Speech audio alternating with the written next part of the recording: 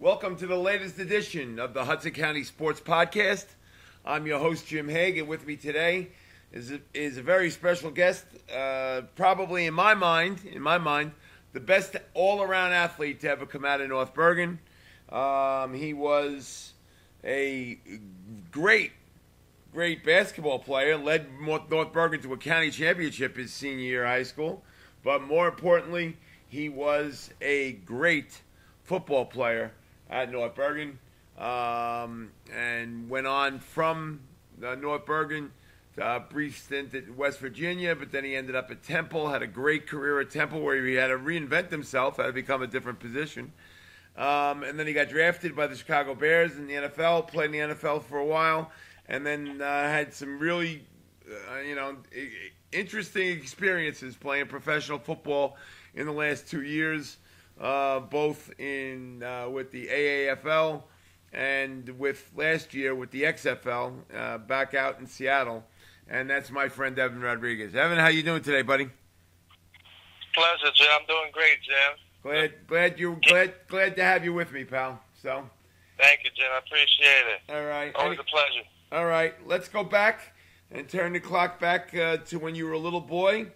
And you grew up in North Bergen, and what was that like? Playing sports in North Bergen when you were little. Oh man, grew up in North Bergen, yes, and grew up with a single mother, and it was rough. It was rough.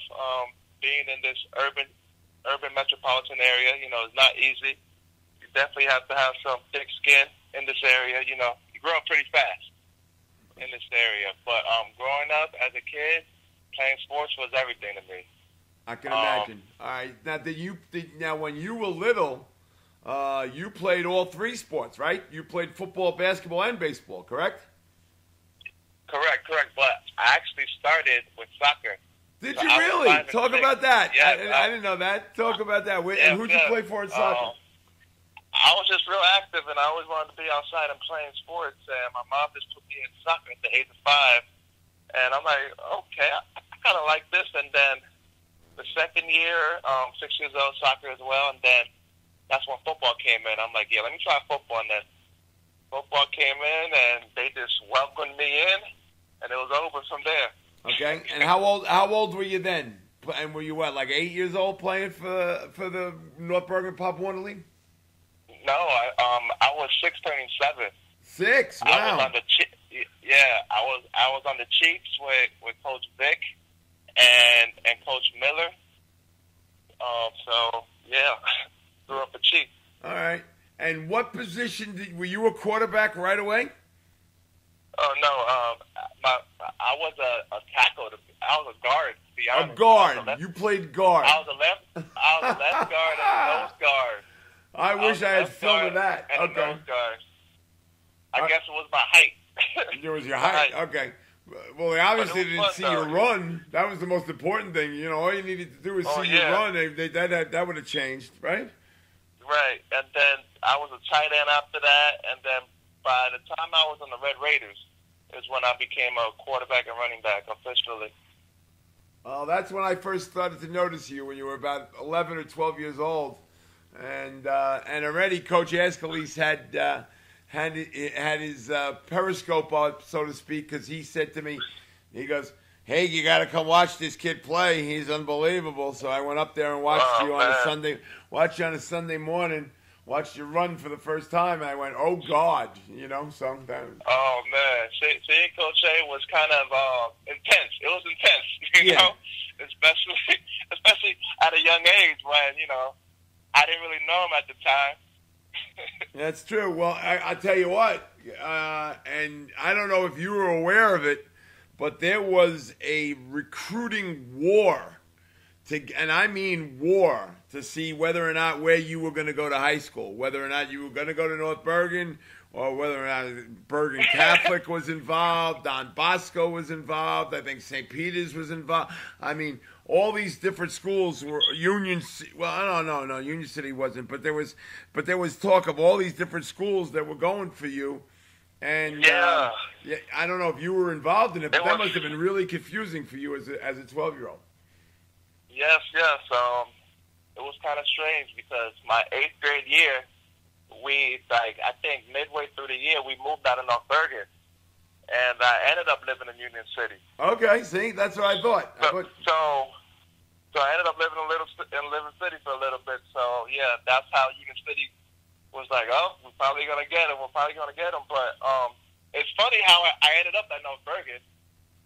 So I ended up moving back to North Bergen my freshman year, and I was actually enrolled to Hudson Catholic. Oh, that's right. That's right. That's right. Now I remember. You were enrolled to go to Hudson. All right, continue. Go ahead. Yes. So Stern was there. So I'm on the boulevard one day. I'm already enrolled at Hudson Catholic. I went to their training camp for 2 weeks. So Coach A hasn't seen me. And North Bergen's practicing. I'm on Kennedy Boulevard, passing by the high school. He's on the way to practice. He stops the bus, gets out the bus, and is like, "Hey, you!" I'm like, "Uh-oh." He's like, "Hey, you, come here." I'm like, "What's up, Coach?" He's like, "Give me your address. I'm coming over your house tonight." He comes over my house, literally comes over my house later that night, and had a conversation with my mom, and we brought in Commissioner Peter Perez back then. Wow. And I know Peter Perez from baseball. He was one of my coaches doing baseball. So they had a conversation, and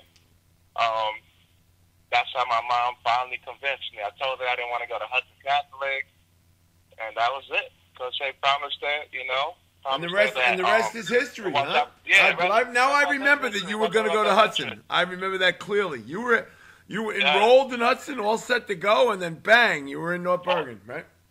I was enrolled, paid my tuition. I went to training camp with them for 2 weeks, and then I just had a bad feeling. I'm like, man, I don't think this is a fit for me, because they had me go with the varsity team to training camp, and then when I come back, he's like, yeah, first in practice is tomorrow. I go, what? Yeah, so why'd you bring me to varsity camp for if you're going to bring me back down to freshman? It made no sense to me. And that's when Coach A brought me in, and he put me straight on varsity. And it was kind of intimidating at first, coming from 8th grade straight to varsity. Right. I was like, does this guy know what he's doing? Yeah, he's Coach Escalese. He knew exactly what he was doing, So. Yes. He knew exactly. He sure did, man. So how crazy was that for you as a kid before you even got to high school? You had all these schools and coaches and everybody tugging at you left and right to say, we come here. And how crazy was that for you to handle all of that? I mean, it was just like a movie, you see it happen all the time in basketball with kids, especially basketball because of how big the resources is with basketball because of AAU. Right. It's not like you could play, football AAU. So basketball was one thing for me, and then the football aspect, it was just a great feeling, knowing that people were willing to fight for me and have my back. So I definitely, I had to bring something to the table. I hear you. All right, so growing up, how much fun was that for you in your neighborhood to play all 3 sports and go from playing baseball and soccer and basketball and football and growing up, and how much fun did you have as a little kid playing all the different sports? Man, I couldn't have stopped playing sports when I was little. I actually went to a summer camp in Maine throughout until I was 15, and I would just play all different types of sports, and it was just weird because and when I'm back home, there's no lacrosse or tennis. Right. So I would go to the summer camp and play hockey, lacrosse, tennis. I'm like, wow, there's so many sports. I would just love it. So being able to go back home and compete with the kids we're growing up with was a great feeling. Like knowing we're competing and we're busting people's butts. It was a great feeling. I hear you. All right, now, was there any? And we'll talk about all 3 sports in high school. But was there any pressure at all on you to play baseball growing up? Oh, there's a lot of pressure on me to play baseball. I kind of stopped playing baseball because I guess I was angry with my mother. My mother, yeah, it sounds crazy. I was angry with my mother. You were angry with your mother, and that stopped you from playing baseball? Yeah. Okay. Yeah, my grades, I had bad grades one semester in I think 7th grade. And she said, listen, if you don't get these grades up, you're not playing basketball. And sure enough, I didn't play basketball my 7th grade year a little bit. And I stopped playing baseball as well. And I don't know, I guess I had redemption towards her, and I regret it, to be honest. Because who knows how good of a baseball player you could have been? Who knows? Absolutely. Yeah. You know, I was an all-star as a young kid on the traveling team as well. All right. And you know, baseball was fun. Didn't you play in North Bergen Little League? No. You played for North Bergen North, or I remember you in the Little League All-Star tournament, right? Yeah, I was a Little League All-Star team, and then I was on a traveling team as well. Where I remember, I can't think of the names. I can't think of the names back then. Wow. Of the guy who coached the team? Yeah. I know. Commissioner Pete Perez was one of them, but It was like Bob Bazooka, something like that. Okay. I can't remember. Yes, but I definitely regret it because, you know, I carried that throughout high school. Like, nope, not playing baseball. Nope. Like, it was, and now as they try to force it in me, like, you sure you're gonna make a mistake? You're gonna regret it. And sure enough, I didn't want to listen because I kind of wanted a break as well from sports because I was playing football and basketball. So it's like, well, I need a break time to recover. You know? Okay. So, all right. Well, that's fine. You did pretty well in the other two. All right. Yeah. But I do regret it, though. I do regret it. All right. Well, we talked about it, several times over the years. You once told me that you love playing basketball more than you love playing football. Is that true? At one time in your life, is that true? Oh, absolutely. I thought I was like a Tracy McGrady, LeBron James. You know, I felt like it, but then the height stopped. The height stopped. I never grew after what, 8th grade? 8th grade? Oh, you were done growing. That was it. You got bigger and stronger, but you didn't get taller. That's it, you know. Right. I was 6'3", and that was it. But yeah, we used to play basketball all the time, and basketball court. And I just loved the ball. I just loved to play basketball. Okay. And Coach A used to grab me all the time and say, "Listen, son, you're a football player. Get in the gym." I was like, "Coach, I'm going to NBA." He's like, "No, you're not going." He's like, "No, you're not." He's like, "You're gonna go to college, and then you're gonna go to NFL." And I'm like, "No, I'm not, Coach. I'm going to NBA." He's like, "We'll see." Sure enough, he was right. Yeah, well, 99% of the time he was right. So no, there's only that little smidgen of time that he was wrong. But the 99% of the time he was right, no question. All right, so before we talk about your football career, talk about your basketball career at North Bergen, and obviously you did well. How much fun was it to play basketball and then to end it with a county championship? Oh man, it was great. It was quite an experience. So I remember coming in there as a freshman on varsity. So under Coach Barone, and there was a lot of expectations for me. You know, they gave me a nickname. They called me the franchise. Oh, I didn't know that. Oh, okay. Wow. Yeah, they called me the franchise as a freshman, so I'm like, "There, it's a lot of weight, but hey, let's do it. Let's do it." And then Coach Bianco came in and took over, and it was just fun after that, man. Playing with Coach B, Coach Monterell, Coach K. Yep. And just the guys around me. Kenny Mortarell always looked out for you. Always. Oh yeah. He always had you in mind. But it was just great. It was just great, you know. Competing, we went to the state championships 2 years out of my 4 years, lost both, And, you know, it sucks that we couldn't bring it home, but at least I left with a county championship. And an MVP in the county championship. Yeah, hey, there you go. Sir. And you got a county championship to boot too, which I don't think anybody would have predicted that going into your senior year you'd be able to win the counties. But you guys had a great year, and you won the MVP of the county championship game. Yeah, man. I had a great, you know, support staff around me for sure. You know, we definitely had a squad that year. Okay. For sure. Yeah. All right, so don't downplay it, but you were first team All County in basketball. You averaged almost 19 points a game. You averaged about 9 rebounds a game, and you were, I guess, Hudson County's version of, I'm trying to think who you bet. You were like Karl Malone, you know.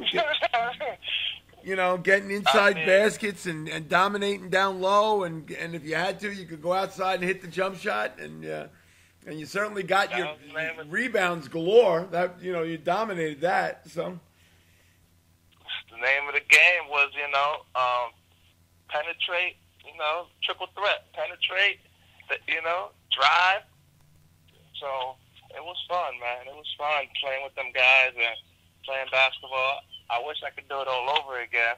But was there ever any thought about going to college for basketball, or was it just that no, because you were only 6'1", nobody was recruiting a 6'1" power forward?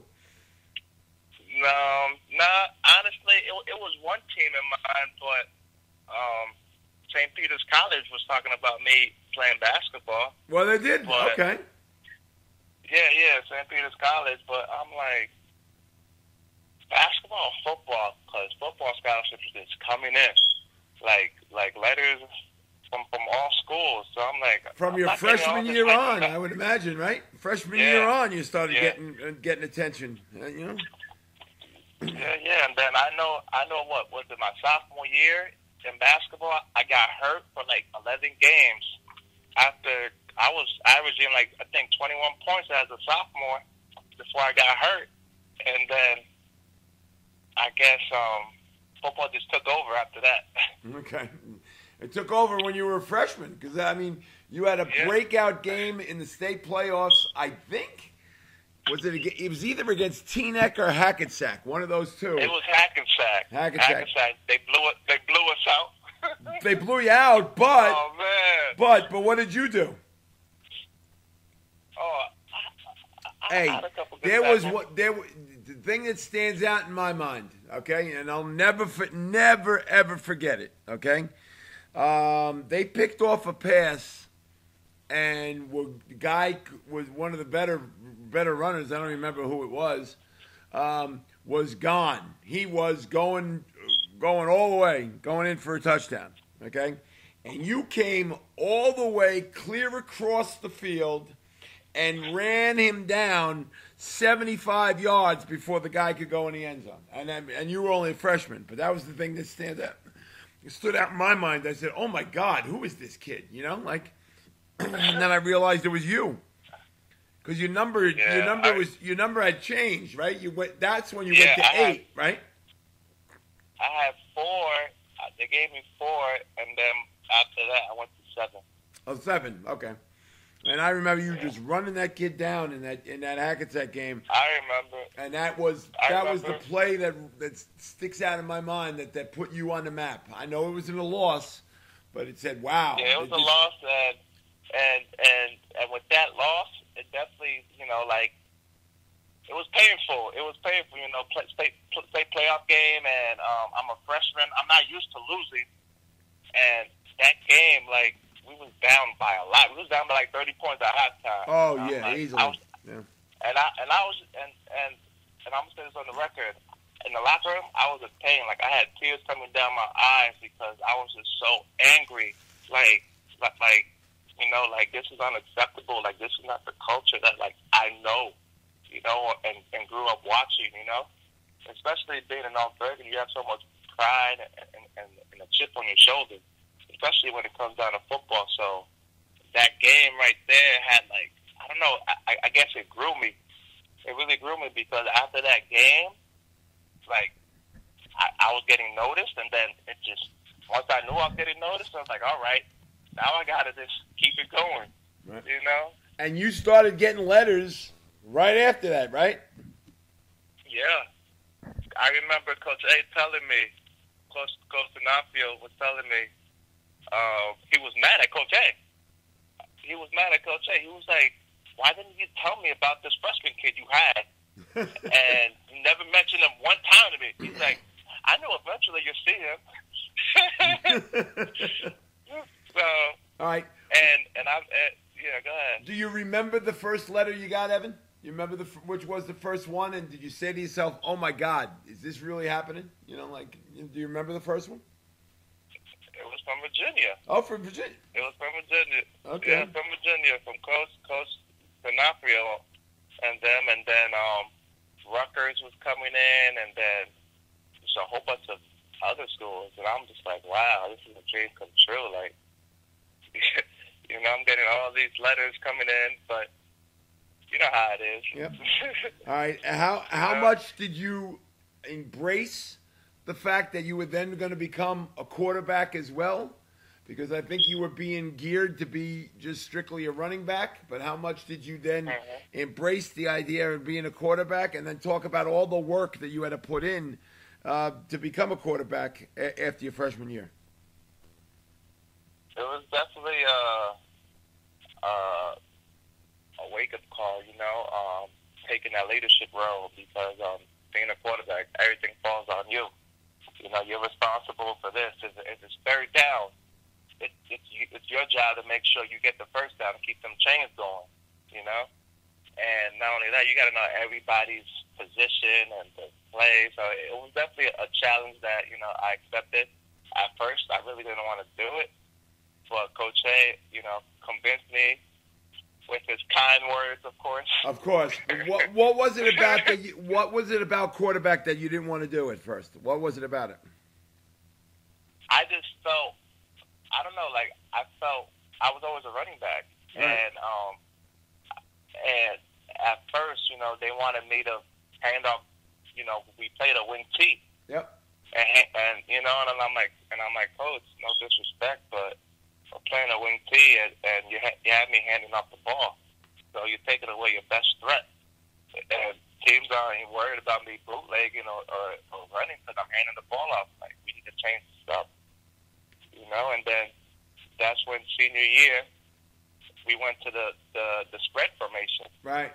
My senior year we went to a spread formation where Coach Joe Barr took over, and we ran a spread, and it opened things up for us. And how wild was that? That was almost like you must have been like a kid in a candy store. Oh man, it's a dream come true, you know. Yep. I had fast running backs. I had Eric Spagato. Right. And I had Chris Macias. So it was just great. I had Gene Mentor as well as a fullback. He opened up a lot of things. Yeah, he opened up a lot of things. So when you have guys that can do something with the ball and you spread them out, you know, teams got to go chase you, you know, and then that's when they over pursuit and you put a foot in the ground and go north and south or cut back. And how great was that senior year for you, where you were the Hudson County Player of the Year? You had I think you had about 20 touchdown passes. You scored about 25 touchdowns on your own, and you had I think it was like close to 3,000 yards in total offense between running and passing. And how wild was that to be able to do all the different things you did as a quarterback? Man, it's just unbelievable hearing them stats, because, you know, like, as, you know, you're playing and going through them glory days, it's it's kind of like fades away, you know, because there's so much going on, but hearing them numbers is like, damn, like, I did that? Yeah. you know, like, I did that? Like, oh, snap. It's just unbelievable. And, like I said, I had a great support staff around me, a great group of guys.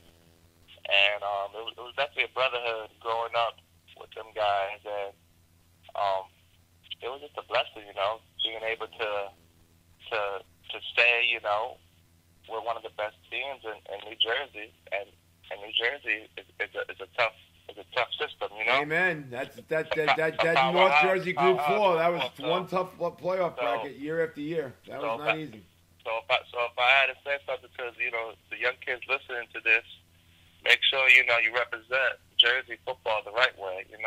Always go out there and give it a all, because you got to carry a chip in your shoulder. We come from Jersey, and it's a grind. And Jersey guys are always elite at the next level. So you got to just carry that tradition. Okay. That's all right. When the letters started pouring in, and I mean, you must have been getting like, I don't know, at one point 4 or 5 offers a day. What were the schools that were in the running, and then eventually what made you pick West Virginia?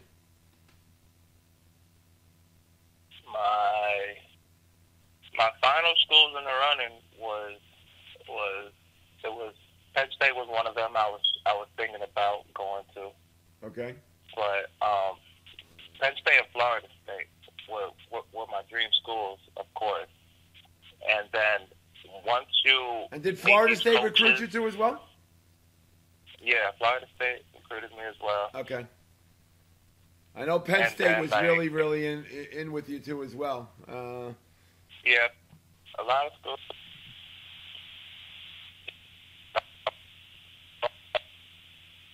Oh, you're breaking up a little bit. There you go, Ab. You're back. All right, go ahead. Sorry. A lot of schools didn't think I was going to make it because of my GPA during high school. My GPA was real low during high school. They thought I was going to go to needed to go to JUCO, but that wasn't the case, of course. No, you weren't going to JUCO. No, absolutely not. So the ones who offered me, were straightforward, like, listen, we're going to do it no matter what. Like, I'm all right. So it was West Virginia in the running for it, Temple, Rutgers, and Pittsburgh. Okay. All right, so then what made you, at that time, choose West Virginia? What was it about West Virginia that you liked? It was just the fact that it was away from home, and West Virginia was talking to me about winning a national championship. And they were close. They were close. They were top 10 in the nation when they were recruiting me. When I went there, we got up to rank number 2 in the nation. Yeah. So, but they were just talking to me and about just we're here to win it all, the whole program, the whole thing. And then Temple was talking to me about we're not that good, but we're gonna change the legacy and build something here. And I don't understand. At the time, I'm like, nah, I want to win a national championship. Yeah. I want it all. But then, God had other plans for me, of course. Of course. And all right. So, was it tough for you as being a quarterback and having success as a quarterback to then to be, I guess, reluctantly had to be recruited as a defensive back, or better yet, I don't know whether or not West Virginia was going to recruit you as a linebacker. So, did you have to have a change of mindset of where you were being recruited, at what position that you were going to play in college? Yes. That's one thing that always came up. What position was I going to play? Was the main conversation. Like I said, offense or defense. Now, defense came up in more conversations, of course. So when the defense came along, I was like, all right, am I going to play safety or linebacker? So we want to see him play safety, but we picture him playing this. So, no, we want to see him at linebacker. So that was always a conversation I knew to have. And West Virginia, being that they ran a 3-3-5 defense, so they had 3 safeties on the field, I felt like that was more opportunity for me to play more, Okay. So West Virginia was the choice, and how tough was it for you to call the other 2 schools that were in the running and say, I'm sorry, but I'm going to West Virginia? It wasn't tough, of course. At the end of the day, you got to be respectful let them know why I made the decision. And I told them, I told Mark the same thing. Listen, I appreciate you guys. Now, talk a little bit about that. You had a close relationship with Mark D'Onofrio, and he was at Temple at the time. So, I mean, how tough was it for you to tell D'Onofrio, another North Bergen guy like you, I'm going to West Virginia? D'Onofrio was straightforward. He was like, listen, you come to Temple, you start off all 4 years or whatever. You play all 4 years. But you're going to play linebacker. I'm going to put you at linebacker because you're too big for the MAC. Okay. And I'm like, listen, no, I'm a safety. If anything, I'll play nickel, but I'm a safety. I'm not a linebacker, And he was honest with me and straightforward. So that's one thing I can say. I respect him for that. Okay. Everything he told me, so that's one thing I can say. And then when it happened, now when I was like, listen, West Virginia's not working out for me. They want me to play defensive end now because a new coaching staff came in. Right. Rich Rodriguez left to Michigan. He left us during the bowl game. Went to Michigan. So when Bill Stewart took over, he had a different vision, and he said, listen, we want to put you at defensive end. I go, wait, what? No, that's. They skipped right over linebacker and went right to D end. That was a little different. Right? Yeah, he's like, you're fast, so you could come off the edge as a pass rusher. I'm like, yeah, that sounds great, but we're in a 3-3-5 defense, so I'm gonna get double team or triple team. Yeah. like. And you weren't that big too, right? Like, I know you bulked up a little bit, but what were you, about 230? 230, 220 in between. That's pretty light for defensive end. That's pretty light for defensive end. So of course, I'm like, you know what? I'm gonna try it. Tried it one practice. They try to put braces on my knees. I'm like, no, I can't move in these. Take these off. Yeah. Take these off. And then I was like, nah, this is not for me. No. I'm not putting my hand in the dirt. That's it. Coming off the edge. No way. Nah, that's not for me. So all right. Well, we'll be back with more with Evan Rodriguez and his career as we now just branching into his college career, and we'll be back after this brief message from Stan Sports Center. And Stan Sports Center is your local full-service sporting goods vendor and authorized team dealer. They offer quality products and dozens of brands to outfit your team top to bottom. Stan's has been proudly supporting the local community since 1946 and is your one-stop shop for uniforms, equipment, online team stores, and much more. Locations in Hoboken and in Saddlebrook, and servicing the entire tri-state area. Visit them on the web at StansSportsCTR, and check them out on social media for their latest creations. Go down to Hoboken and see my boys Danny and Louie and all the boys down at Stan's. And if you mention the Hudson County Sports Podcast, that's right, if you mention the Hudson County Sports Podcast, you're going to get 10% off anything they have in the store in terms of retail and any, MLB stuff, any NBA stuff, whatever they have, 10% off. All you have to do is mention the Hudson County Sports Podcast, and you get that discount. It's not a bad deal. So, located at 528 Washington Street in Hoboken, and the telephone number there is 201-798-4466. Again, 201-798-4466. And again, say hello to Danny and Lou and all my friends down at Stan Sports Center, and they definitely will take care of you. They probably took care of you a couple times too as you were growing up, right? Right, Evan? Oh yeah, my mom took me to Stan's a couple of times growing up. See? Good old Stan's in Hoboken, yeah.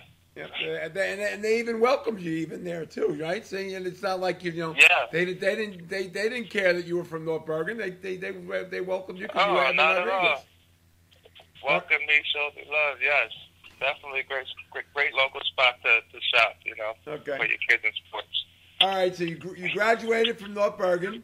At one point, then you received an award from somebody. I think the award was given to you, right? It's standing on Kennedy Boulevard in the middle of the summer. No, I'm only kidding. But you were named the Hudson Reporter Athlete of the Year. And how much did that mean to you to be selected as the top all-around athlete in Hudson County? Oh man, that was big. That was big, especially Hudson County. So many great athletes from Hudson County. It's unbelievable how much talent comes out of Hudson County. Products of Hudson County. For me to be athlete of the year, it can do it, It's honored. And I definitely carried it. I chipped to carry, something to be proud about.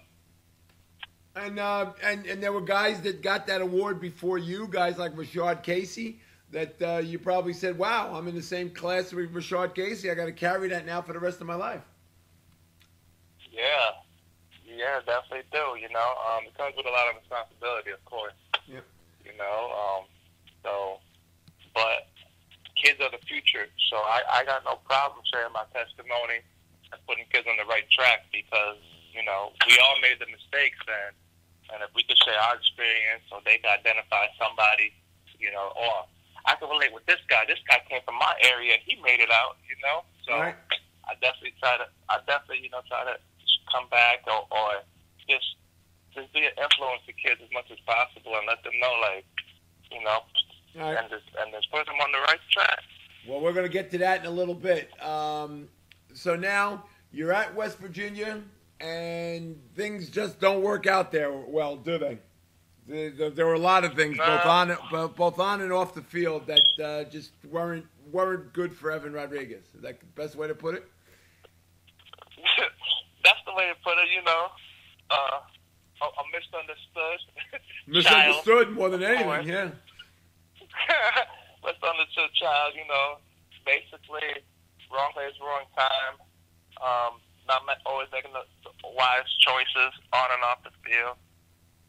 But those are lessons we learn by, And all right, so now you left West Virginia and you transferred to Temple, and was D'Onofrio a big reason for that?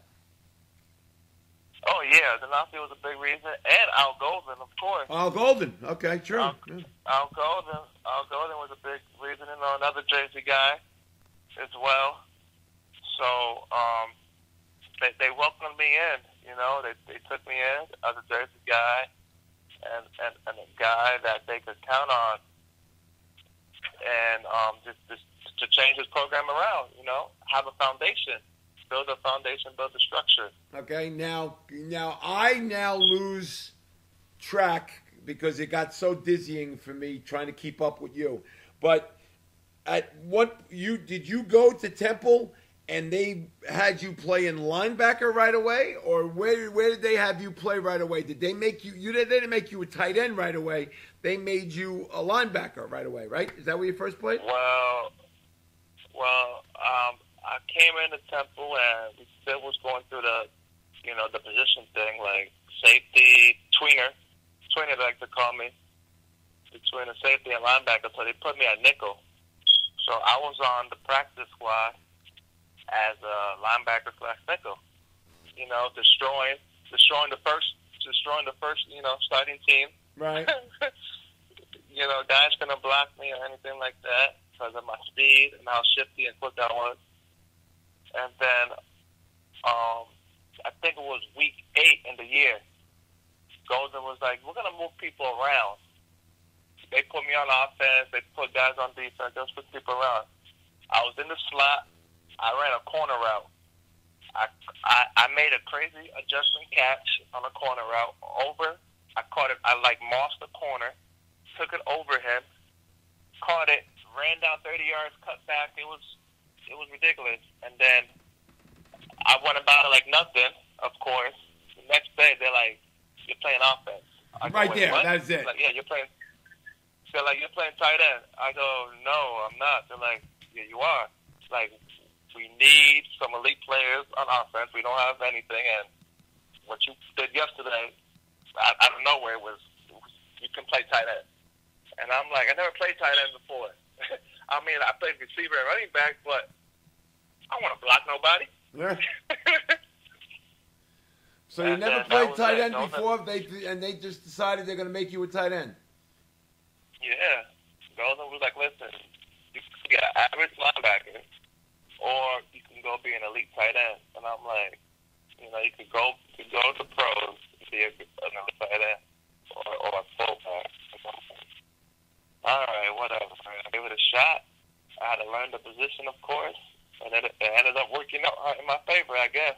Oh, without question. All right, and you ended up having an incredible career at Temple. I mean, you know, and your stock just continued to rise, kept going up and up and up. Did you feel? Obviously, you must have felt more comfortable now being a tight end. That was your future. That was where you had to play. Yeah. Definitely had to put in the work and studied. And once I got the hang of it, like, listen, I know I can catch, so I'm gonna kill people with that. It's just the blocking I had to get down pat. And like you said, my stock went up. I started seeing, you know, more attention throughout. Yeah, I'd say that. Well, your stock went up incredibly when you went to the combine, and I think you blew up the combine by running a 4.5 in the 40, and everybody said, "Can somebody that size really run a 4.5?" They were like stunned, you know, and I think you were like already up to like 240. But they, you know, a tight end at that size, you know, they were looking and being able to run like that. They were probably thinking of you as being the next Jeremy Shockey, right? Yeah, I was getting, you know, Heath Miller, Aaron Hernandez. So those were like my comparisons. A kind of move type then, an S guy. So I wasn't gonna be the premier tight end, like the on the line wise guy, but they were like, yeah, this guy can play a move tight end, the second, like the wing, fullback. You know, you can put me anywhere. So I was versatile, and definitely the combine was a great experience. You know, going out there, and it's like, all right, here it goes. Like, I'm on the line. It's like, all right, it's time to go get money now. There you go. I'm just running. But yeah. Were you surprised with how much your stock exploded, going from being just a regular tight end at Temple to being somebody that's being considered? I think at one point you were the number 3 tight end ranked going into the draft in 2012. Were you know, did you say to yourself, "Wow, this is really happening. I'm going to be an NFL player"? Well, I always carried that chip on my shoulder, you know, determination, and I always knew, like, in my abilities, you know, I really didn't take it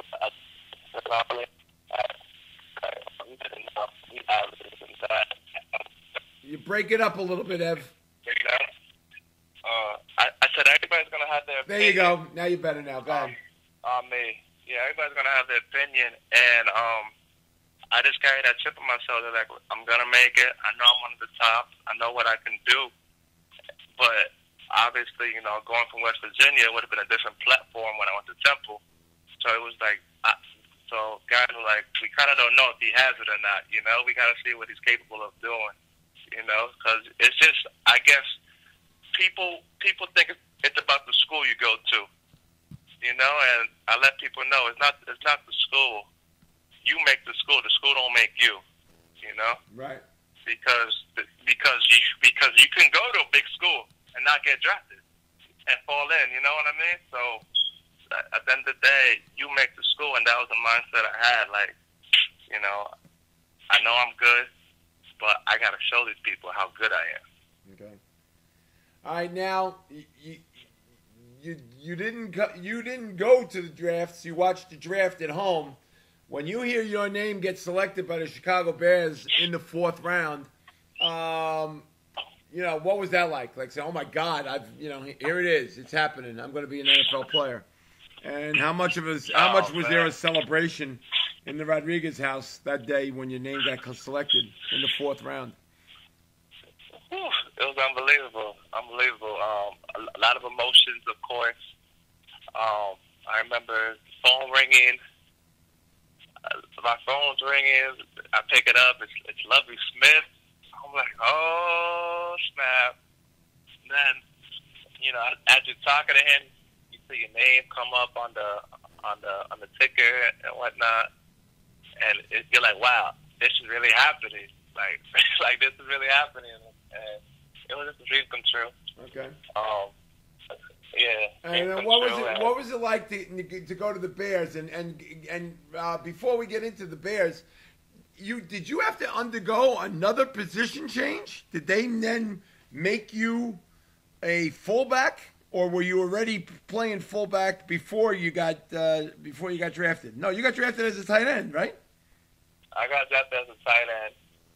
I did a couple fullback plays in college. Okay. Playing at Temple, they put me maybe I played a total maybe 10 plays at the fullback position, and teams saw that I can do that apparently. So I got drafted as a tight end. I went to training camp, mini camp as a tight end. So I leave training camp. Final rosters come out. They're like, "Listen, we're gonna put you as a fullback on the roster." I go, "Why?" He's like, "Because we have 4 tight ends on roster. And being that you're the youngest, we're gonna put you as a tight end. And plus, you couldn't be versatile. You could play anywhere." And I'm like, okay. I didn't think of nothing of it. I'm like, all right. And they're like, but you gotta change your number. Right. Yeah, that was the most important thing. You had to go from 88 to what? 47? What the hell was the number you had? I went from 88 to 48. 48. But they were like, yeah. They were like, you gotta change your number by today. I go, what? I didn't change my number until that Friday, and we played Sunday. Is that true? Really? Guy was like, yes. The equipment guy was like, "Listen, Evan, I'm gonna just pick a number for you if you don't give me a number." And I'm like, I can't change my number. Like, it was tough. It was tough. But yeah, it was definitely a situation I didn't want to do. And I remember Brandon Marshall talking to me. I was like, "Listen." Brandon Marshall talked to you about it? Okay. Yeah, Brandon Marshall was my mentor. Brandon Marshall was my mentor. They basically booked me up with him. So he was my mentor coming in. And then as I went to the running backs room, that's when Matt Forte took over that mentoring leadership as well. So I kind of had 2 mentors, two Christian mentors, Not bad guys to talk to, that's for sure. Right, not bad guys to talk to, and they helped me tremendously along the way in understanding the business, And so I had to change it. And Marshall was like, "Listen, I know you don't want to do it, but what you gonna do about it? You gonna pout and quit, or you gonna own it? And now when you own this, tell me you want more. You want more." And I'm like, "All right, you right. So that's when I accepted the new role, changed my number, and it ended up working out for me. I started as a rookie. I made all rookie teams. Right. So. And that's where you played most of your time, was as a fullback, right? Yeah, with the Bears, most of my time, right? With the Bears, and then Miami and Buffalo. Well, we'll get to that in a second. Okay. Now, the Bears, after your rookie year, they rewarded you with a 4-year contract. And how great was that? You said probably at that time, "All right, well, this is my future. This is where I'll be at least for the next 4 years." You probably thought that you had, everything all sewed up, that you were going to be a Bear, Chicago Bear, for 4 years. Right. We always think, we always got the plan. We always got our plan right? But apparently sometimes that GPS reroutes you. Yeah. And GPS, in your case, more ways than one, but that's besides the point. Okay, unfortunately, you got into a little trouble driving. Got into a little trouble.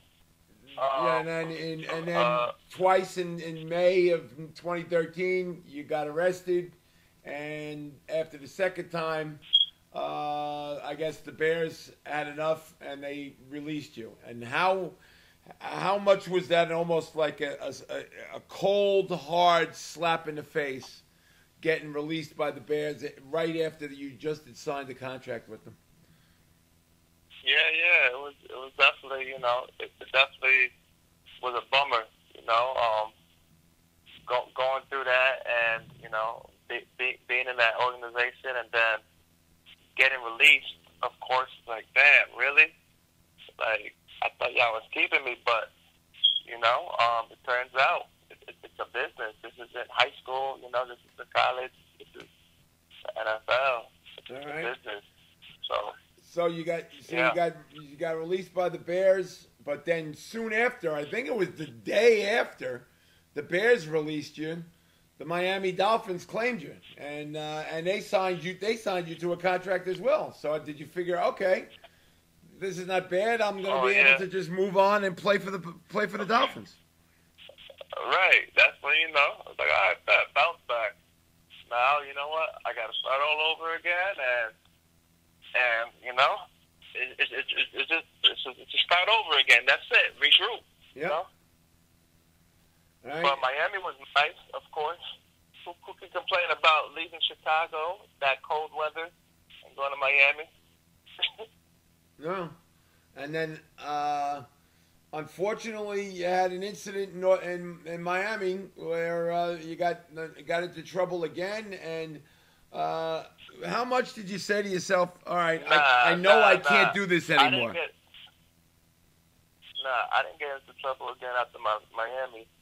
All my troubles was in Chicago. Oh, okay. I'm sorry. And then after I left Chicago, Miami picked me up, and I made the squad and everything. Right. And after I made the final roster, they released me 2 days later, and I'm like, well, if you weren't planning on keeping me, you should have let me go before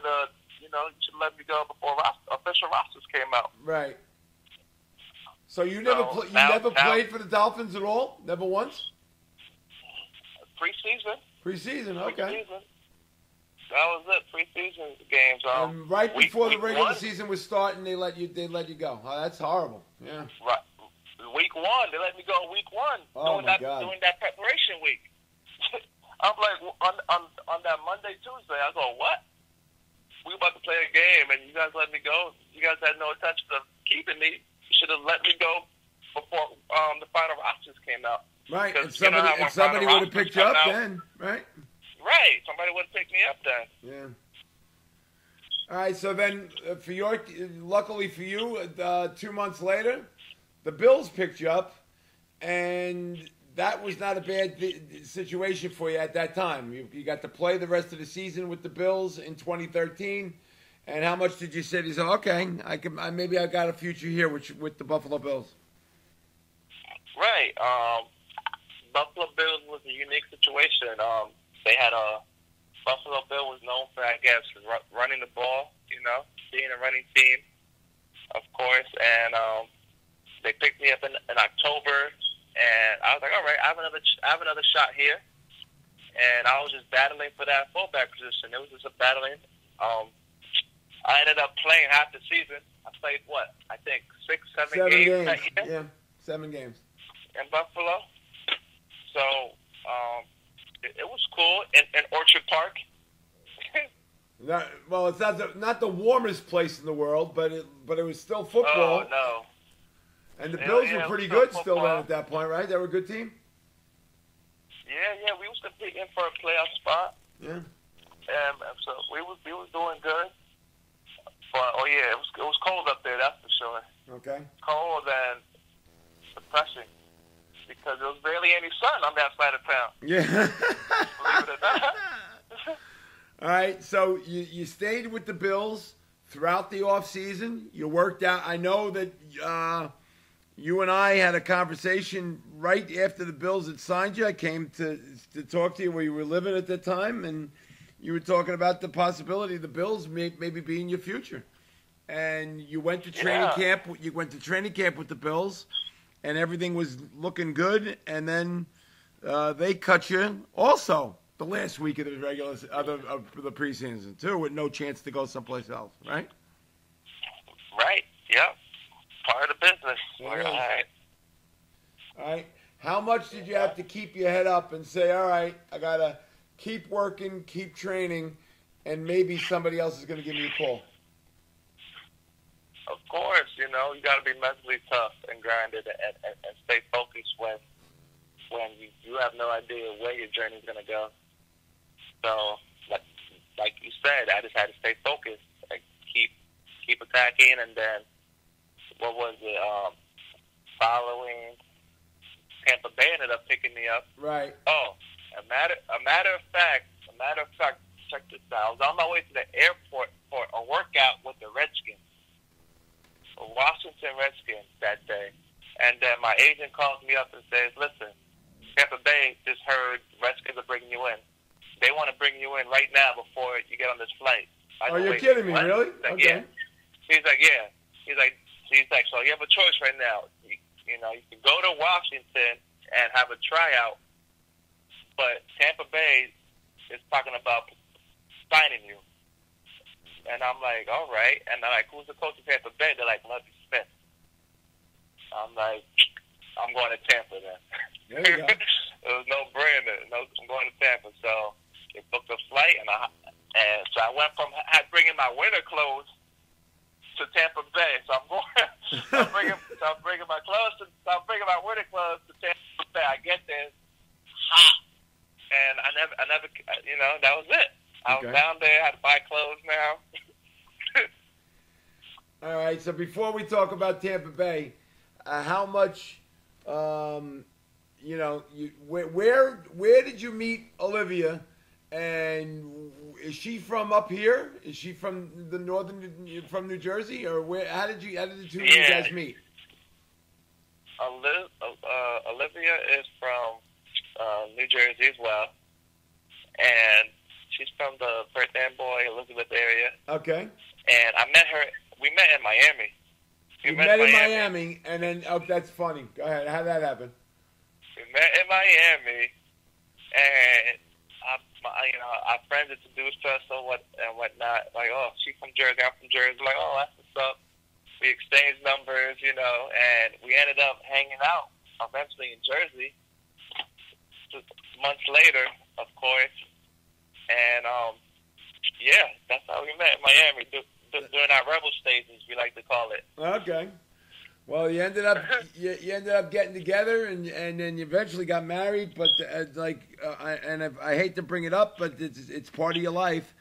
Talk a little bit about the tragedy that the two of you had to endure when you lost your child. Yeah,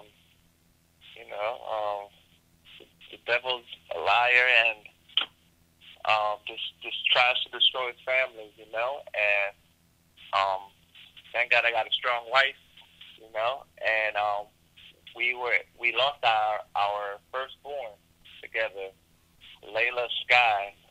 She was diagnosed with neurotural defect, and her diagnosis was anencephaly, which means that her skull wasn't fully developed and whatnot. So we knew the chances. We found out at like 16 weeks. Okay. We had this. So you know, we did our research. We did our research on it. We found because we never heard about this before in our life. You know, anencephaly. Like, what is that? You know. So we found out what it was, and then it was just a big community behind us. Afterwards, you know, once we came public with it, and we found out it was a big community. And where were you playing at that point when your daughter was born? Were you with the Buccaneers? Where was this happening? Yeah. I was. So my wife was pregnant when I was in Tampa Bay, and then I got released. Tampa Bay released me during training camp. Wow. In 2015. Yeah. We got released. I'm like, damn, I just got released. I got a baby on the way. He's just great. and then unfortunately, your daughter was born, and you know, right. Unfortunately, you know, my daughter was born, and we left the hospital empty-handed, and that was one of the most painful things, you know. And how long did she live for? How long did she survive? She survived for 45 minutes. 45 minutes, okay. Yeah, 45 minutes. All right. How much, in retrospect now, how much did that tragedy helped to bring you and Olivia closer together? It was like it was tough at first, you know. At first, it was tough. You're like, why are we going through this? It makes you start questioning, you know, certain things like, is something wrong with me? Is something wrong with her? Like, how did this happen? You know, there's so many questions that come to your head. But this is what the enemy wants. He wants to divide and conquer. So we decided to come together, you know, and just pray together. And thank God I have a strong wife, you know. And we just you know, we balance each other out. Beautiful. All right, and then since then, God has blessed you with two? Two, yeah. Okay, you got a little boy and a little girl? No, 2 boys. Oh, 2 boys, I'm sorry. And what are their names and how old are they now? Jeremiah Prince, he is 4, and I got Valentino Isaac, which he is 1 year old. Okay, so. And those stories are unique too as well. Like more attacks on my kids as well because both of those kids weren't, you know, it wasn't crystal clear as why they're here as well. You know, there was also some complications with both of them. Oh, really? I didn't even know that. I had no idea. What kind of complications were there? Yeah. So with Jeremiah, they wanted to do a DNC on him. So the doctor wanted to abort him because when we did an ultrasound, the one day the sac was disformed. Like her sac looked like a peanut. So we're like, wait, what? What happened? We had a perfectly fine baby, and now you're saying we're not gonna have a baby? So we were just like, wait, what's going on? So we prayed about it.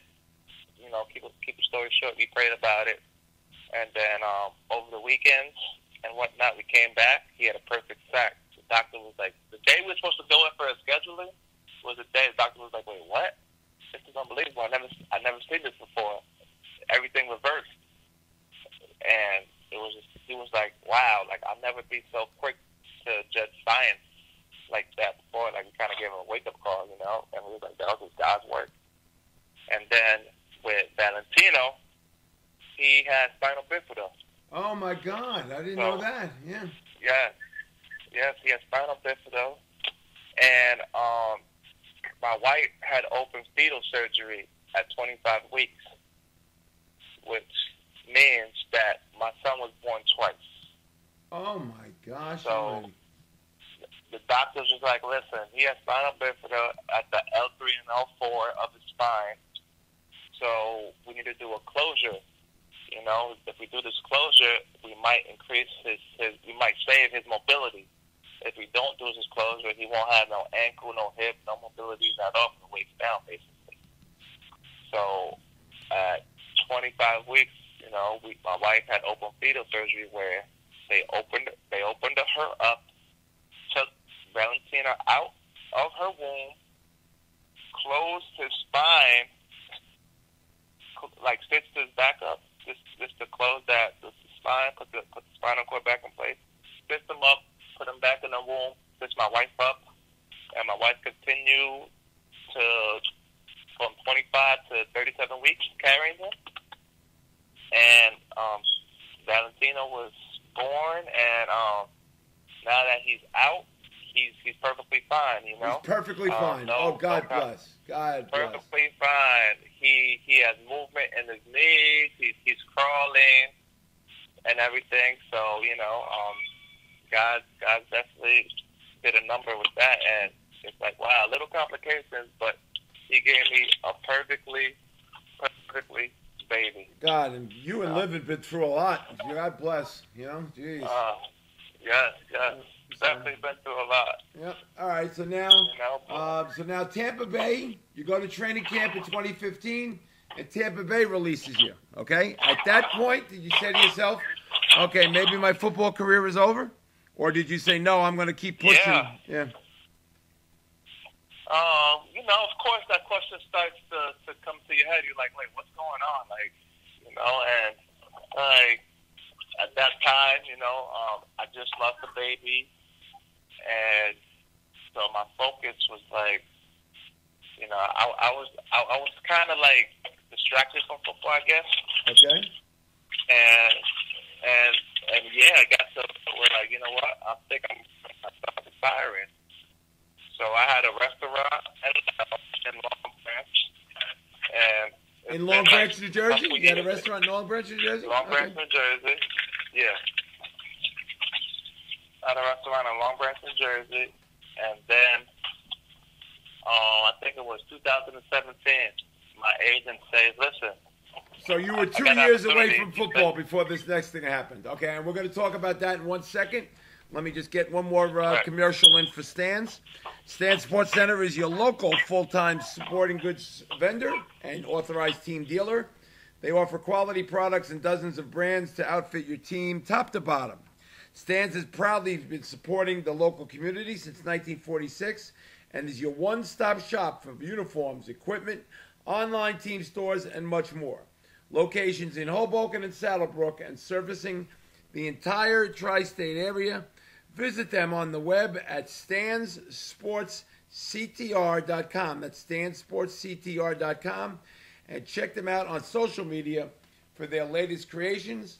Go down to their location at 528 Washington Street in Hoboken. Say hello to Danny and to Lou and to my friends down there. And if you mention the Hudson County Sports Podcast, you'll get a 10% discount on all retail goods that are in the store. That means all their MLB stuff, all their NFL stuff, all their NBA stuff. Just go down there, mention this Hudson County Sports Podcast, and you get a 10% discount. Not a 10% discount. Not a bad deal at all. That's Stan Sports Center. Proud to be our sponsor for the Hudson County Sports Podcast. Okay, now you're away from football for 2 full years, Ev. 2 full years. Okay? Yeah. What are you doing at that time? Are you still working out with the idea that, okay, maybe I'll get a call or, and did you keep your agent? Did your agent say, okay, I'll keep looking for you? What was going on? Well, of course, I had to get a different agent because I needed a new voice, so I changed agents and whatnot, and then my new agent was like, listen, I got an opportunity for you if you want to take it. Of course, I was working out, I was still working out, but not fully, I was working out like twice a week, right. Run routes, a couple times a month. So I was still active, but not to my maximum. And my agent presented with opportunity to play. He's like, this new football league. I'm like, what is it called? He said it's called YCF. I'm like, YCF? Your Call Football. And I'm like, what's this about? He's like, well, the coaches picks a bundle and the fan selects the plays. I go, what? He goes, yeah. He's like, there's an app that the fans vote for a play, and whoever has the most votes, that's the play that's called. And I'm like, wow, really? So it was interesting. So Merrill Hodge was one of the coaches, okay. and Mike Sherman was the coach as well. And Mike Sherman was my offensive coordinator when I was down in the Dolphins, right, Miami. So I'm like, oh man, okay, you know what? I'm gonna go in there. Well, obviously, a new outcome. And where was this team located?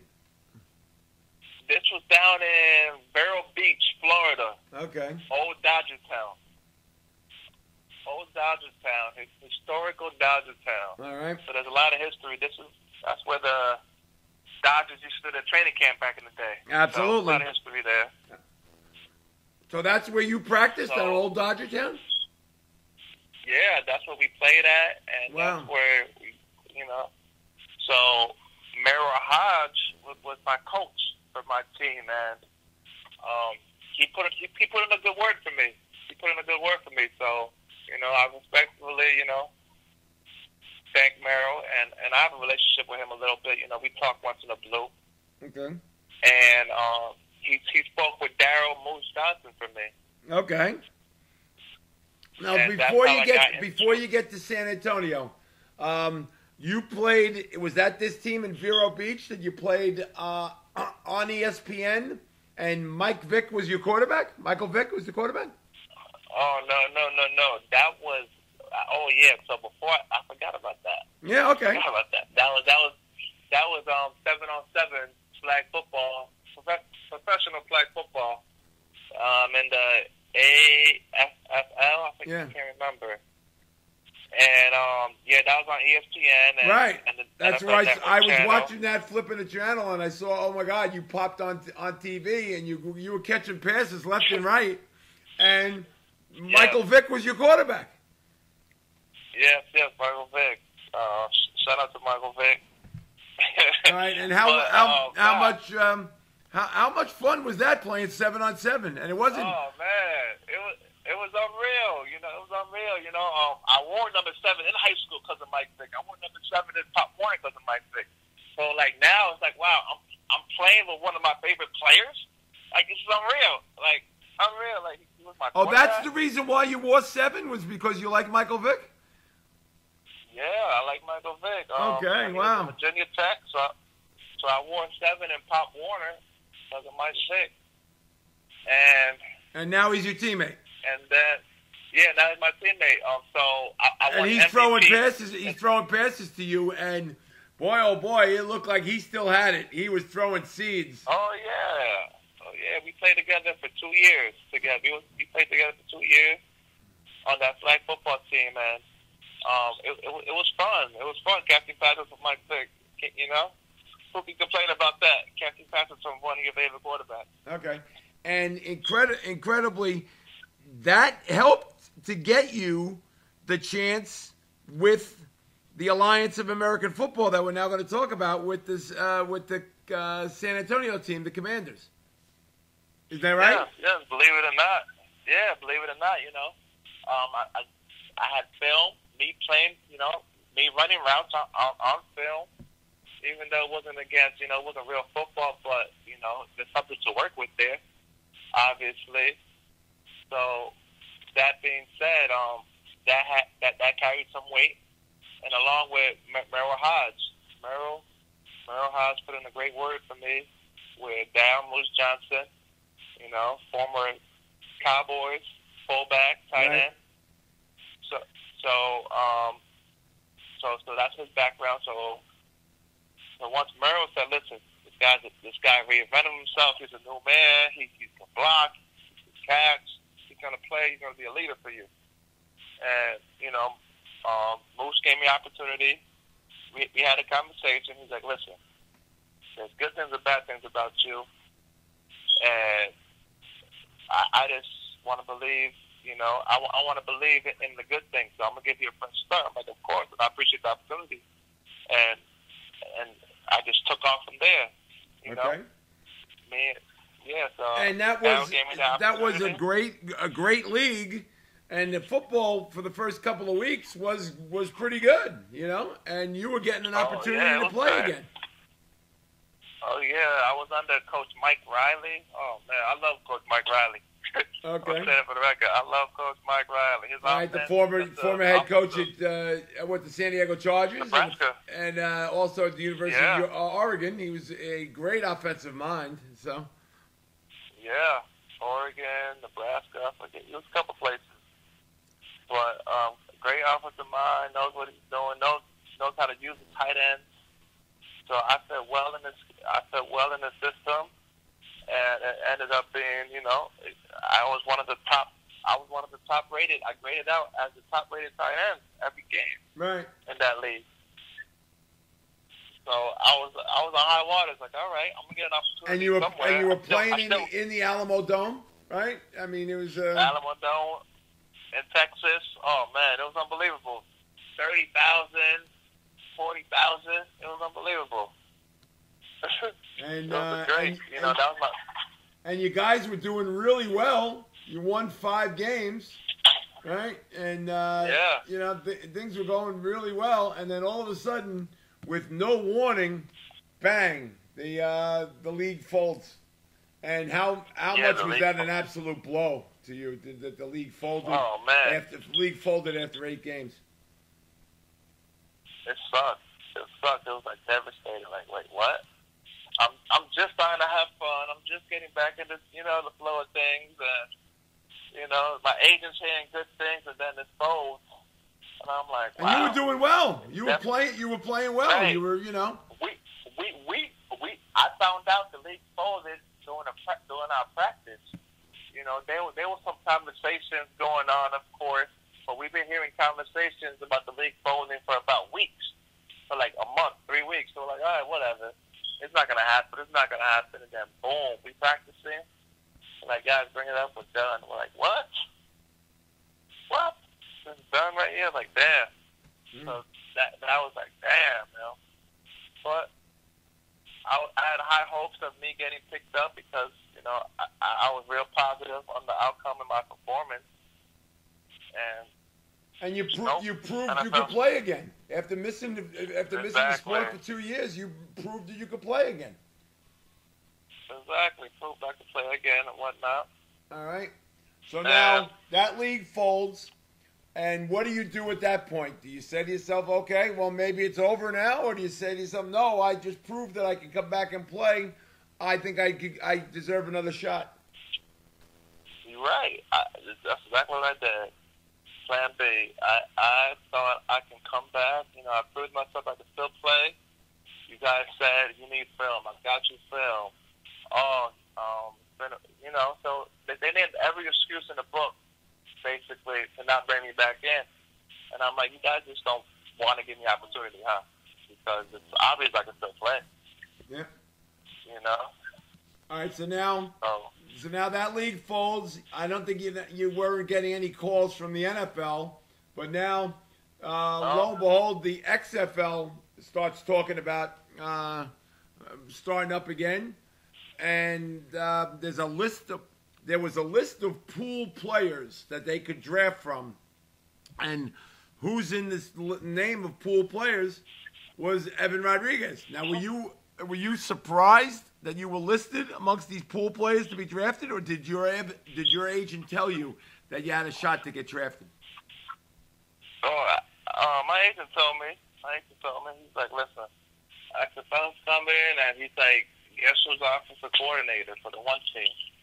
I go, who? He's like, Mike Riley. I go, oh, wow, Mike Riley. I'm like, all right, bet. And then I had that Moose Johnson hit me up too. Down, was like, listen, I'm in Dallas, so we're going to try to get you. I'm like, all right, I got Dallas now. Then I had another guy in New York. So I'm like, wow.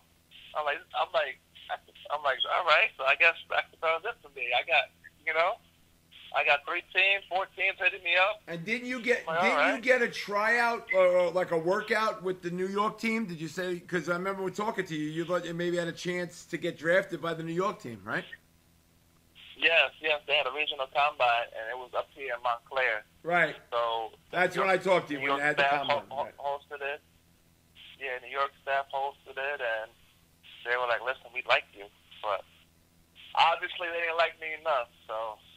Oh, well, because the Seattle Dragons drafted you before they had a chance to draft you with the New York team. So, the Gladiators, yep. That was the New York team's name? Gladiators, right? New York? Guardians. New York Guardians. Yeah. All right, so anyway, so Seattle drafts you. All right, Jim Zorn is the coach there. And more importantly... what's that? Nothing. Oh, no. Jimmy Z. Oh, Jay-Z. Okay. Yeah, he was the original Jay-Z. Jimmy Z. The original Jay-Z. Jimmy Z. Okay. Jimmy Z. All right. I didn't know how much of a legend he was up there. Oh, without question. He's all over the place. He helped to put the Seahawks on the map. No, there's no doubt. So, he was the first quarterback ever for the Seahawks. So, but anyway, the Seattle Dragons draft you. You get selected there, and that's a team that was owned by Dwayne "The Rock" Johnson. Correct? Did he own you? Wasn't he your owner? No, it was Vince McMahon. Oh, Vince McMahon. Oh, did he own all the teams? Vince McMahon. Vince McMahon owned all the teams. Oh, okay. And then. So when the whole corona outbreak happened, they shut it down. That's when the league shut it down. But here we go. You go back to Seattle. You're playing there. Right. You're making your mark again playing, and you're saying to yourself, okay, I got a shot. And then the coronavirus hits, and they ceased operations in March. After you played, what, 4 games? 5 games? Played about 5, 6 games. Yep. And but we was a mess in Seattle. We was a mess, you know. Our Mike Riley, you know, he had to leave because he had a family emergency with his wife, so he had to take a leave of absence, of course. And the offense was never the same. We was trying to, you know, it was Mike Riley's offense the whole season, you know. Okay. I'm learning new plays the day of the game during the walkthrough. Oh my God! Like, wait, what? Oh my God! Yeah, you know that. Yeah. All right, so when that league folds, and again, now this, and at least at this time, the XFL thought that they were going to be able to survive because they had money and they thought they had a TV contract with 3 different networks. They must have thought like, okay, this is going to survive, and then the coronavirus hits. Right. What do you do? What do you do then now, Ev? I mean, you know, like, do you say I'm just not blessed when it comes to my football career? It's just not happening. I'm like, yo, deja vu. Yeah. Again, like, what's going on? Can I finish the season? You know, like, what's going on here? You know, because you invest all this time into it, and you're like, damn, like, you can't fulfill it out. Yeah, no. It's really sad. Although there's a great picture that I have of you walking off the field in Seattle, holding the hand of your son as you're walking off the field, and I guess that's something that's going to be a memory that you're going to hold on to for the rest of your life, right? Oh man, yes. That was a great photo. I think, as a matter of fact, that was our last game in Seattle, and it was great, you know, sharing that moment with my son. You know, you always see, you know, because I grew up with no father around, right? Right. And a lot of teammates of mine had their dads, and their dads played professional football. So you see photos of the kids at a young age. You know, you see the old school photo with their dad holding their helmets and stuff, and it's like, wow, that's great. And being able for me to have one now, you know, of me and my son, it's just like, I want more, you know. I want more, like, you know. It's like I'm doing this legacy for them, you know. I hear something you. to share. So now, so let's talk a little bit about what you're doing now. Where you're living now, and you know, obviously Olivia's fine, God bless, and the boys are fine. But where you're living now, and then what does the future hold for Evan Rodriguez? Oh man, right now I'm living in Woodbridge. Okay. Avenel. Central Jersey, yeah. So living in Woodbridge, right now we have a business. We have an online business where we supply health products. Natural health products. Right. It's such so explain that and pitch that a little bit. Well, we're doing the holistic route and basically helping people, you know, with the dynamics of limited thinking and changing their lives as far as dieting and eating healthy, losing weight, reversing family diseases. Okay. And yeah, so and what's the name of the company? Bringing awareness. Health, wealth, and impact. Health, wealth, and impact. And how would somebody click onto that and see about it? And our website is myhealthwealthimpact.com. myhealthwealthandimpact.com. Okay. Yes, that's our website. And we sell a couple of natural products like elderberry, and our main product that we sell is sea moss. Sea moss, it's basically a multivitamin. Okay. It's the king of multivitamins. Our bodies need minerals, and this has 92 minerals, and your body is composed of 102 minerals. So your body can only accept 102 minerals of all the minerals, and sea moss has 92 of them. Wow. So yeah, so it's great for, high blood pressure. It's great to detox the colon. It gives you energy. It's good for your skin. There's so many beneficials to it. People who have like these immune diseases or anything, it's great for a lot of things. So Okay. that's one of the products that we promote and help people, just on bettering their health, because at the end of the day, health is wealth. Okay. But how difficult is it to have a business? business? How difficult is it to have a business like that during the coronavirus right now? And is it lucky again? Do you say to yourself, "Boy, I am just not blessed. I'm not getting the full opportunity," or is it doing well? Maybe it's doing well throughout. I'm blessed, Jim. That's one thing I can say. I'm blessed. I got an online business, and right now we're in a crisis, and health matters. Yep. Health matters. Your immune system is key. And right now, the media is promoting fear in people, talking about social distancing, stay inside. And no, at the end of the day, we need sunlight. Our body needs fresh air. We need vitamin D from the sun. Okay. And so my business has been thriving, of course, because it's an online business. So health is a big matter, and people want to be healthy. People want to prevent being sick. If you could prevent yourself from being sick, would you not do something? Of course. So that's what it comes Of down course. to. I wish I could get a chance to prevent it from all the things that happen to me. I'd be glad to do it. So.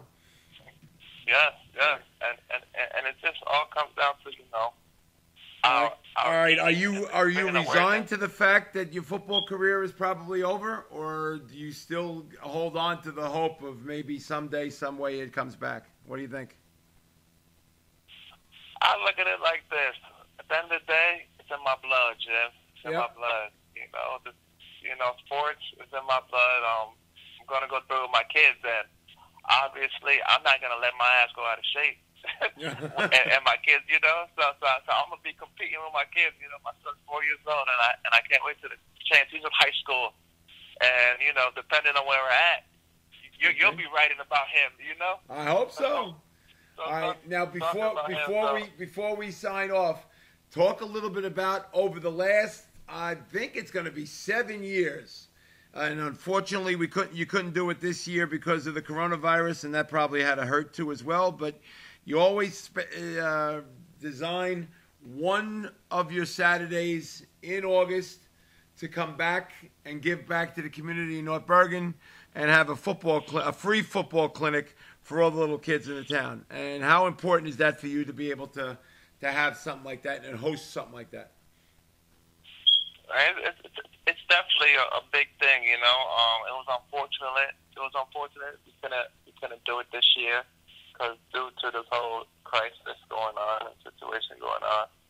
But it's big, It gives the kids the opportunity to get out the house. And you still plan on having it in the future? Oh yeah, I definitely plan on having it. Okay, great. All right. Yeah. Well, I'll be there, but how important is it for you to make sure that the kids in North Bergen know that there's still somebody like Evan Rodriguez that cares about the town and wants kids from North Bergen to succeed? Of course, we want them all to succeed, man, because kids are the future. So we just gotta make sure, it just sucks because, with events like this, you start planting seeds into kids. Kids aren't used to being around professional athletes. I know for me, I was never around professional athletes growing up. Right. So to be in that type of environment, it's exciting. It's new, So. And talk a little bit about you bring some of your former teammates back with you to North Bergen every year when you have this clinic, right? I mean, who's some of the guys that came in the past that have come to your clinic to help you out? Yes. It's definitely a brotherhood in the NFL. That's one thing, When you're up there, guys know what it's about. So we all help each other out. So I try to bring a lot of my Jersey guys, former players or current players in the NFL. Names like Nick Williams. So these were a couple guys that was, that I bring around as well. I remember it wasn't this past, obviously, because you didn't have it, but there was, it may have been the summer before, and a little boy came up to me and said, "Did you play in the NFL?" And I said, No, I didn't, but they did. He goes, "Just really? Which one played in the NFL?" And I pointed at you, and I said, "Not only did he play in the NFL, but he's from North Bergen." And he went, "He is?" I said, "Oh, yeah, he was a little boy just like you. And he's from North Bergen, and he played in the NFL." He goes, "Oh, man, that's cool." So I pointed it out, and sure enough, the little boy walked up to you right away and wanted to know more about you because you were from North Bergen and you played in the NFL. So, I mean, obviously, no matter what's going to happen from now on, Ev, you're always going to be a role model to the kids in North Bergen because you made it out. And how much, do you look at it as that's part of your legacy, is that you were able to get out of North Bergen and got a chance to play college football and got a chance to play in the NFL. I mean, things didn't work out as well as you wanted it to, but you still got a chance. Right, so I still got a chance, opportunity to live the dream, and, football took me to great places, and I'm just blessed with the opportunity for it, and now it's my job to pay it forward and pay it back, All right. So when you look back at it now, I mean, obviously you're only 32 years old, so you're not getting ancient on me anytime soon. But do you get a chance to look back and say, "Boy, I had a really good life in terms of sports. I achieved about as much as humanly possible. I could have done more, but I made it to that point." And how blessed do you feel that you had this opportunity to do it in sports? It's a bittersweet situation, Yeah. But then some people could say, "Oh, damn, you're ungrateful," you know what I mean? But at the end of the day, I was never satisfied, and I always wanted more. I always wanted the best. So my football career didn't go, as the way my pro career, I should say, didn't go as the way I planned. But I'm still blessed with the opportunity, blessed for the connections and relationships and where it took me to. And in retrospect now, Ev, do you look back at what happened to you in Chicago and say, "Damn, I had a great chance and I blew it. I screwed up"? Do you have a chance to look back at that? Yeah, I do. Okay. I do. But hey, it's lessons, Yeah. Lessons, and like I said, now it's my job to make sure when kids are in the opportunity, hey, let me slow you down now, young fella. Let me tell you a story now. Okay. Learn from my mistakes. All right. All right, now we didn't talk at all about him throughout the course of our talk. Do you still talk to Tom Schoenwald, and how important was he to you growing up as a kid? Oh, man, Tom, my mentor, my big brother Tom. Of course, Tom's family, man, and he'll be in my life forever. He's still around. Yes, we just had dinner for my, was it for my birthday or my birthday? I think it was my birthday. Yeah, we just had dinner at my mom's house for my birthday. Oh, wow, okay. So I saw him in September for my birthday. Oh, good. So you still keep in contact, and he's still around. He was, I tell you what, there was nobody who sold you more than him. And I tell you that we had some bad times, Tom and I, over you. And he thought that I was not treating you fairly, but I thought I was doing, as long as I was okay in your eyes, that's all that mattered. So, but Tom was good to you, right? Yeah, no question. Tom was great to me. Tom was always in my corner, and he always got my best interest at heart, All right, two other people that we got to talk about. First, we got to talk about your mom, and how great of a lady was she? Was she for you growing up as a kid? And talk a little bit about raising you by herself, and working hard that she did to make sure that you tried to stay in the straight and narrow? Man, my mom was my hero growing up, So like I said, I grew up with no father around, so she had to play both mother and father. Right. So, she had to, and that woman was a working woman, and she worked for the Board of Ed? She did something for the Board of Ed, right? Yes, she worked. She worked at a nursing home.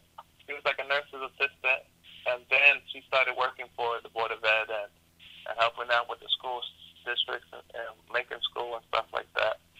And is she still in North Bergen? Yeah, she's still in North Bergen. God bless her. God bless her. That's a great lady. Thank you. Great lady, and she just turned 60. She just turned 60. God bless her. Yep. So. Yeah, she just turned 60. No, she don't look 60. Thank that's you. for sure. She don't look 60. She's looking good. So. You can tell her I said so. So, and then the last person we got to mention. Oh, wait a minute, two.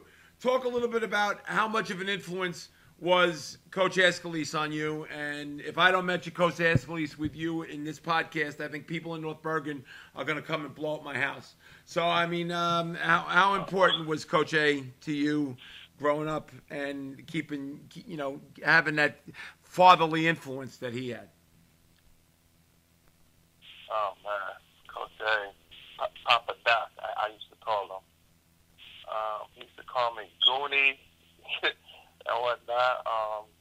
He played a big role in my life, man.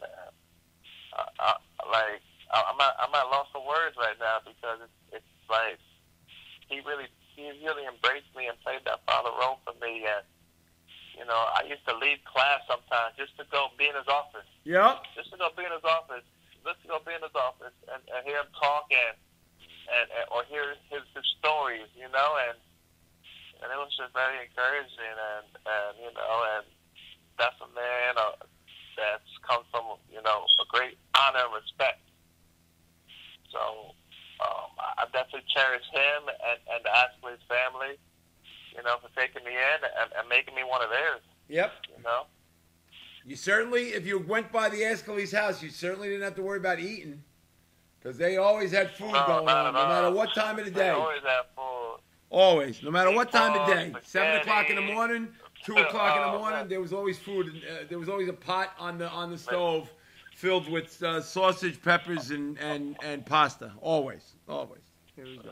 Anytime. I used to always leave his house with a plate of food. Yep, no, there's no question. All right. I come home and say hello, Mr. X. Yeah, but man, love that man to death, and him and his family as well.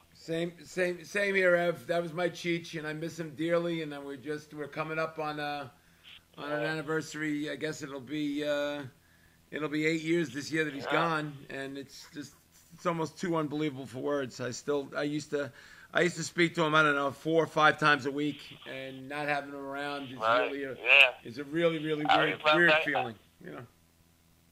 I used to pop up in his office like, "Who's talking?" He's like, Jimmy. So I was like, "Oh, okay."